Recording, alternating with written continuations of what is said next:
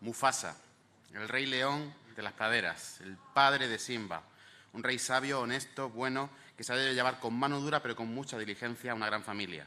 De alguna manera, este grandullón que va a entrar aquí me recuerda a ese personaje. Un rey que incluso después de haberse ido infunde sabiduría. Y digo después de haberse ido porque se nos fue de Granada con mucha rabia y me hace mucha ilusión que vuelva a estar por aquí. Javier Burgos, Recuerdos de Avisina.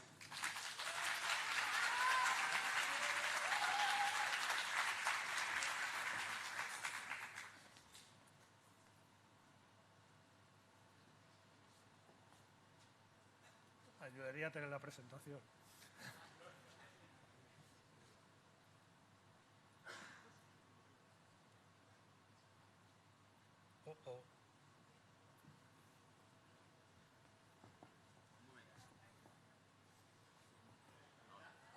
Ahora.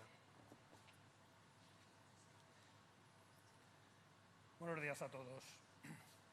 Las historias singulares normalmente empiezan con una persona, con un ser humano, que es capaz de trascender a su tiempo y a sus circunstancias. Os voy a hablar de Edward Ruppel. Edward Ruppel nació en el año 1794 en Frankfurt. Era hijo de un banquero y su padre le obligó a estudiar finanzas. Pero realmente lo que le gustaba a Edward Ruppel era la historia natural. Hizo su primer viaje a Egipto en 1817 y a partir de ahí quedó prendado del continente africano. Volvió unos años más tarde, hacia 1820, y ahí hizo su primera expedición acompañado de artistas, de cazadores, de taxidermistas. Pero realmente lo que le obsesionaba a Edward Ruppel era Abisinia, la actual Etiopía, y más concretamente las tierras del norte, las tierras altas. Organizó una nueva expedición, esta vez con muchas más provisiones, personas y animales, y intentó llegar a esas tierras altas, pero solamente llegó hasta Massawa. Su expedición cayó enferma y tuvo que volver a Alemania. Y el camino de vuelta también fue muy curioso porque en el mar fue atrapado por los piratas y estuvo como 2 semanas cautivo. Pero cuando llegó a Alemania se puso a clasificar sus colecciones y a escribir artículos científicos. Pero él seguía queriendo volver a Abisinia. Lo intentó unos años más tarde y esta vez tuvo la capacidad de llegar hasta Digrado. Ahí, debido a los rumores de guerra civil que había en el país, tuvo que abandonar la expedición y volver de nuevo. Pero fue capaz de ver los picos nevados de las montañas Semien. En esas montañas es donde hizo gran parte del trabajo de recolección de muestras. Esa expedición estaba compuesta de muchos hombres, de 50 camellos y 40 burros y mulas. Cuentan que a la vuelta recolectó tantas muestras que los hombres tuvieron que volver andando.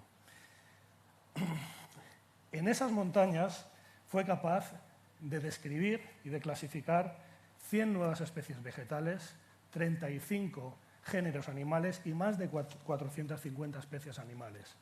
Algunas tan maravillosas como el macaco gelada, el lobo de las montañas Semien o la cabra Walia, cuyas taxidermias todavía se pueden ver en el Museo de Senckenberg en Frankfurt.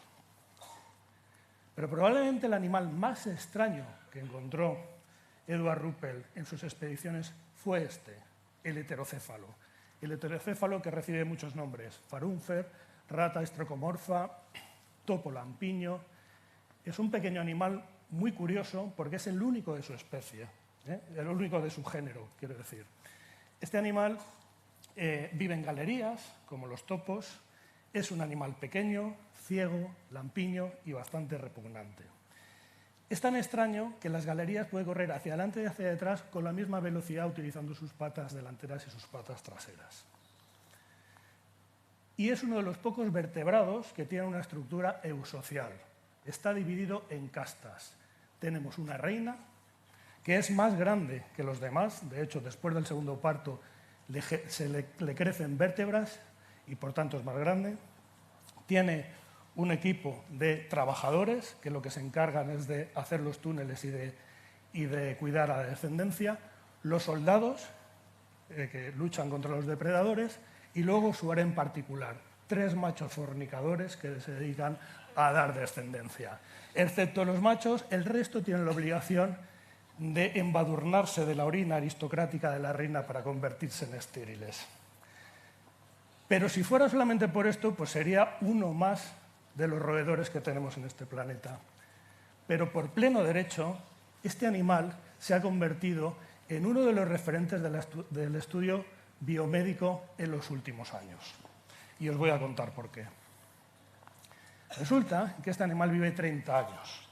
Y 30 años para un roedor es mucho. De hecho, es el roedor que más vive en el planeta, según la revista Science. Si fuera comparado con un humano, es como si nosotros viviéramos unos 1200 años. ¿Y esto por qué es? Pues porque ha sido capaz de desarrollar una serie de estrategias, como por ejemplo, disminuir sus procesos metabólicos, mejorar la homeostasis de las proteínas o ser insensible o no tener efectos frente a daños oxidativos. En esta gráfica hay una serie de animales y en rojo está el momento de la maduración sexual y conforme te vas a la derecha se va observando la mortalidad de esos animales a partir de la madurez sexual. Si veis, en verde tenemos el heterocéfalo. Es el único animal que conocemos cuya mortalidad no depende del envejecimiento. Pero es que además su cerebro no tiene senescencia, su cerebro no envejece, con lo cual es un extraordinario modelo para estudiar enfermedades neurodegenerativas y sus curas. Pero es que además es resistente al cáncer, como dice aquí en la revista Nature.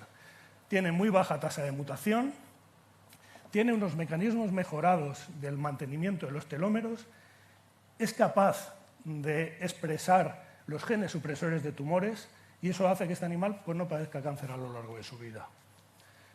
Pero no solamente eso, no solamente es muy longevo y tiene resistencia al cáncer, también es insensible al dolor, por unas carencias en los neuropéptidos de sus fibras sensoriales cutáneas. Es rápidamente adaptable a la temperatura, a temperaturas altas y a temperaturas bajas, y es capaz de vivir en ambientes anóxicos, con más del 80% de dióxido de carbono y con menos del 20% de oxígeno. Así que convendréis conmigo que se trata de un animal fantástico. Probablemente nos sugiere que podría ser de otro mundo.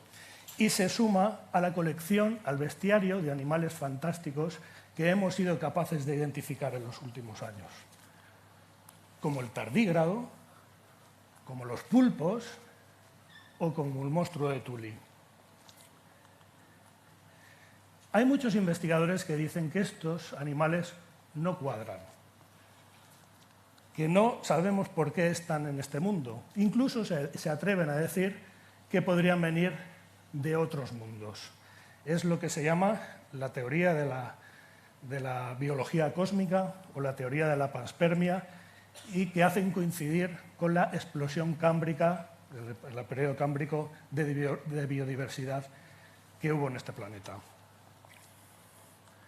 Y ellos dicen que todos esos animales, o sus huevos, vinieron cabalgando en cometas criopreservados y mantenidos en una serie de matrices provenientes seguramente de fuera de nuestro sistema solar o de la nube de Oort o más allá, o quién sabe si desde la puerta de Tannhäuser.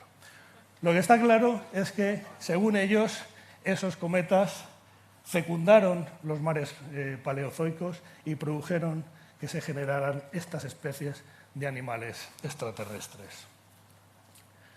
Nosotros no sabemos si la teoría de la panspermia es verdad o no, pero si atendemos al heterocéfalo, convendréis conmigo que es un animal que nos supera a todos en muchas características, algunas de las que os he contado.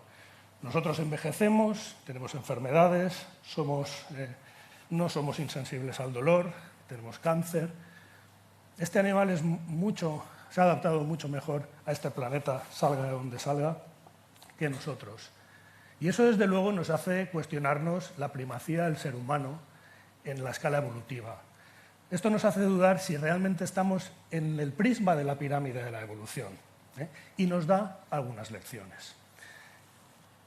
Como os decía, yo no sé si Edward Ruppel, aquel aficionado a la historia natural, hijo de banquero a principios del siglo XIX, fue capaz de atisbar lo que esa pequeña rata asquerosa nos estaba aportando.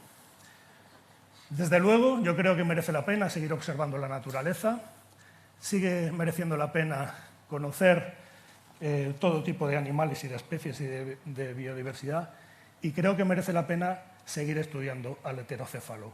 Muchas gracias.